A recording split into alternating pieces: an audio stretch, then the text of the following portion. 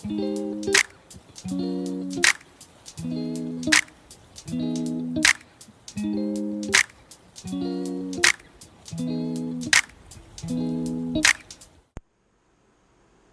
up, guys? Welcome to another episode of Outdoors Nation TV. Today we're going to be talking about the top 5 best bass baits to use during the fall. So during the fall, the bass are pushing shad up towards the shore and they're moving shallower because the water's getting colder. During the spring, it's the other way around. And like right now, this time of year, all the bass are deep right now because the water's so warm and they're trying to get deep into cooler water. So without further ado, let's get right into this video. So the first thing that we got here is a swim jig. Swim jigs, I mean, you can ask any professional angler and they'll say that a swim jig in their top 5 for fall lures. So like, this is a bluegill color, dirty jigs, 3/8 ounce bluegill color. This would represent a bluegill as a bait fish for these bass. Throw these under trees, throw them under docks, you can throw them next to rocks.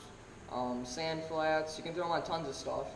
I think these are the most versatile lures that you can use to throw. It represents tons of fish. Like this has like a shad color. This is a black and blue. They just love black and blue. And like I said, this is a bluegill color. You can get many other colors. Yeah, that's what I got for you guys. Color is a big thing when it comes to jigs.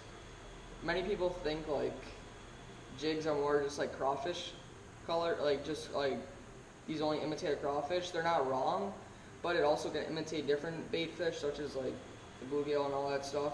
So you really want to have one of these when you're fishing in the fall. I mean, I haven't used one of these a lot, but I did a lot of research over like the summer and stuff, and that's what many people say. So I'm gonna give her a try this fall, and I'll see if I can catch some fish on them. So I'll let you guys know how I do when I get those and I catch my fish on them. So yeah, that's what I got for you guys for number 1. So the second thing we're going to talk about is a buzzbait. So a buzzbait usually has a strong reputation for like springtime fishing and all that stuff, but it actually is really good in the fall. A buzzbait, there's many different kinds. So there's like a single prop, there's a double prop which has 2 props on it, and which this isn't a buzzbait, but it's a whopper plopper, and it kind of has the same thing as a buzzbait. I usually have trailer hooks on my buzzbaits. I don't know why, I just like it better. But buzzbaits, the reason that there's this prop on top and it makes that little splashing noise, kind of like sends a signal to the bass, like saying, oh, there's a hurt fish or something like that on top of the water. That splashing noise kind of gives it away when it goes on top of the water. Places to throw a buzzbait would be like weedy areas because there's bass sitting inside the weeds and they just sit in there, and when there's a hurt fish on the top of it, they'll just go up and attack it, and you just set the hook on her and reel her in. Most of them work the same way. All you do is pretty much reel these things in. That's all I do. And yeah, that's pretty much what we got for number 2. If you have any questions, guys, just let me know. Put them in the comments and I'll try to get back to you guys and let you know if you have any questions. So number 3 is a swim bait. When you throw a swim bait, you pretty much are going for the big fish. You're not going to really get quantity, but you're going to get a lot of quality fish. All I have is soft-bodied swim baits because I don't feel like paying the money to buy a hard body when I'm barely even fish with swim baits. I know a lot of people like fishing with these things, but like, here's an underprop swim bait on trailer on the back. This is I think a live target. I don't know what kind of is. I don't know what this is, but it's a live target. And then this is just a big shad. And what else do we got here? Then we just got it looks like a perch kind of looking bait. These have a really good imitation. These like pretty much like this. It looks exactly like shad. I mean, can't really get much better than this. This looks like, I don't know, is a gizzard shad, I think it is, but this pretty much looks like a. This has really good imitation to it. I mean, if I was a fish, I guarantee I would attack one of these things because, like, why wouldn't a fish attack this? I mean, if you had a steak laying in front of you, it's pretty much the same thing. But yeah, I mean, why wouldn't you want to throw a swim bait for nice quality fish? You're not going to really catch quantity with these things because they're so big.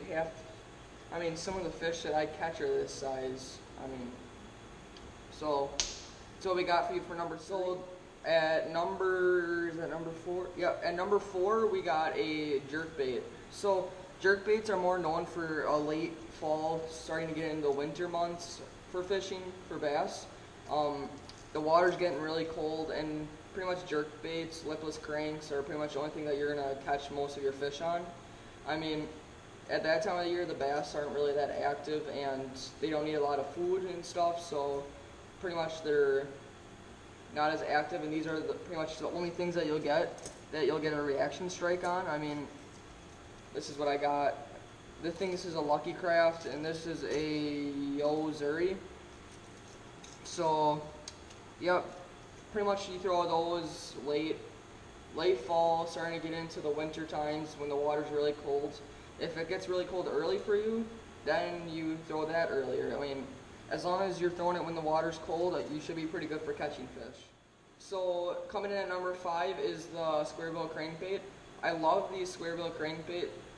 This is a Strike King 1.5 crankbait, KVD edition, I'm pretty sure. And the only thing I don't like about the Strike King is their hooks. I mean, I have tons of hooks on my Strike Kings that are not good, so I think I'm going to switch all these out.